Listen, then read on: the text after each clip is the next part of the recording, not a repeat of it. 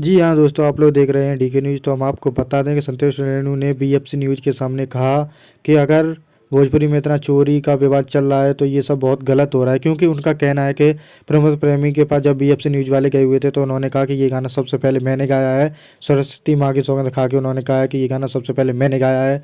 लेकिन खेसारी जी का कहना है कि ये गाना मैंने गाया है और प्रमोद प्रेमी ने चोरी करके इस गाने को गाया है। तो दोस्त, अगर इस गाने को जिसने भी गाया वो तो उन लोगों को ही पता होगा, लेकिन वहीं पर बहुत ज़्यादा विवाद चलते हुए संतोष रेणु ने बड़ा बयान देते हुए बताया कि ये सब भोजपुरी में अगर होगा तो भोजपुरी इंडस्ट्री बहुत जल्दी बर्बाद हो जाएगी। वहीं पर प्रमोद प्रेमी का कहना है कि मैंने आज तक किसी का गाना चोरी नहीं किया और ना ही किसी का करूँगा, क्योंकि मुझ में खुद इतना टैलेंट है कि मैं अपना खुद कुछ भी कर सकता हूँ। कल उनकी ये फिल्म भी आ रही है जो पता नहीं किस किस सिनेमा थिएटर में लगने वाली है, लेकिन बिहार के लोगों का कहना है कि ये फिल्म बहुत ही हिट होने वाली है। पवन जी, खेसारी जी और प्रमोद प्रेमी और राकेश मिश्रा जी, सभी लोगों को सादर प्रणाम।